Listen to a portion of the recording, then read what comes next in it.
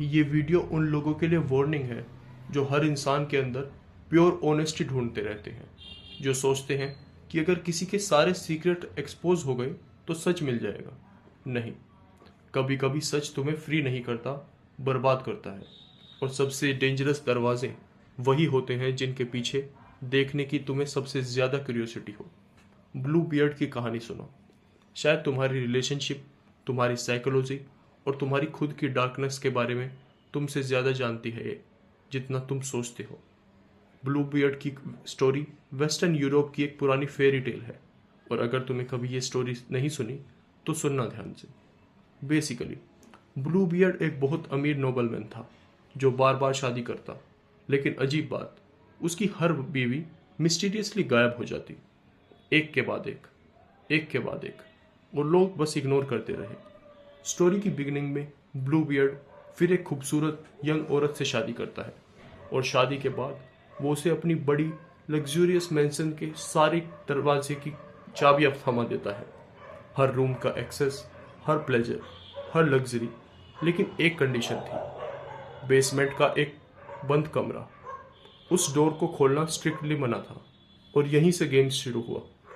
बिल्कुल garden of Eden जैसा scene. जैसे बाइबल में फॉरबिडन फ्रूट था, वैसे ही यहाँ फॉरबिडन रूम है। ब्राइड जो चाहे कर सकती थी, मेंशन में कहीं भी जा सकती थी, हर प्लेजर इंजॉय कर सकती थी, बस एक रूम नहीं।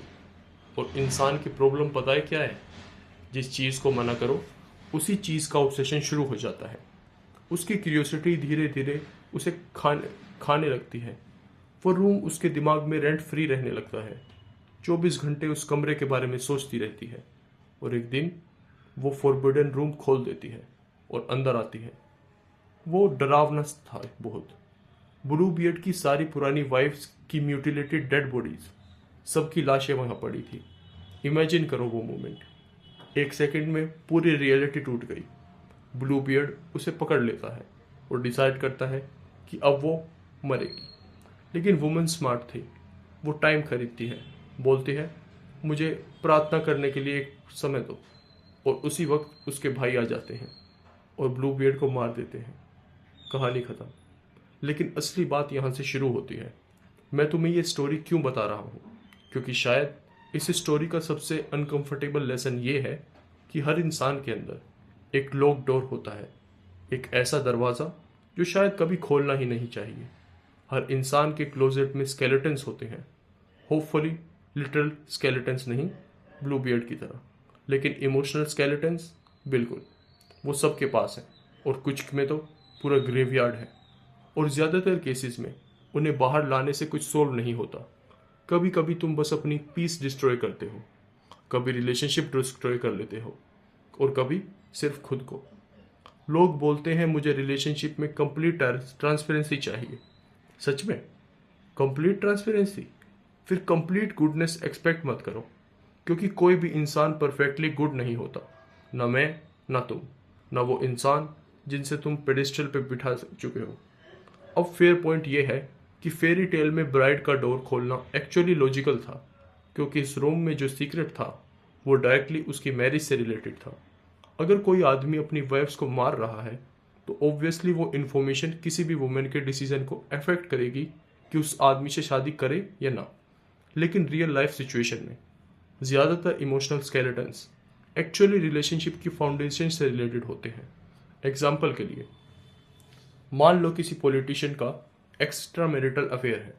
ठीक है, गलत है, लेकिन क्या उसका सेक्सुअल बिहेवियर डायरेक्टली उसके वोटर्स के साथ रिलेशनशिप का फाउंडेशन है? नहीं। या ऑफिस वर्क कोवर्कर्स, उनके बीच रिलेशनशिप का बेस प्रोफेशनलिज्म है, सेक्सुअल इनफिडेलिटी नहीं। तो फिर लोग इतने डेस्परेटली वो डोर क्यों खोलना चाहते हैं?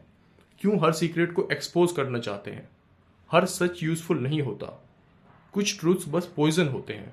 अगर तुम पत्थर के नीचे देखोगे तो कीड़े मिलेंगे, और अगर तुम किसी भी इंसान को इनफ क्लोजली ऑब्जर्व करोगे, अपने पार्टनर को, बच्चों को, नेबर को, या इवन खुद को, तो इवेंचुअली तुम्हें कुछ ऐसा ज़रूर मिलेगा जो तुम्हें डिस्टर्ब करेगा, कुछ ऐसा जो तुम शायद कभी भूल ना पाओ।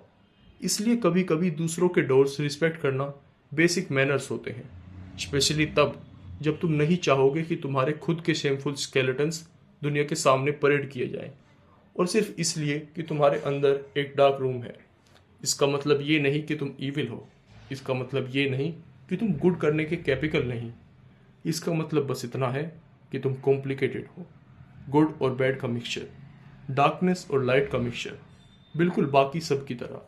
और जिस दिन तुम ये बात एक्सेप्ट कर लोगे अपने बारे में, उस दिन तुम दूसरों की कॉम्प्लेक्सिटीज़ को भी थोड़ा ज़्यादा टॉलरेट कर पाओगे, वरना तुम जिंदगी भर लोगों को डाइसेक्ट करते रहोगे और फिर शौक होते रहोगे कि अंदर इंसान निकला, एंजल नहीं। आज के लिए बस इतना ही। अगर कोई और टॉपिक है जिसके बारे में तुम सच में अनकंफर्टेबल सच सुनना चाहते हो, कमेंट करो। फ्यूचर एपिसोड्स में और गहरी बात करेंगे। Thank you for listening.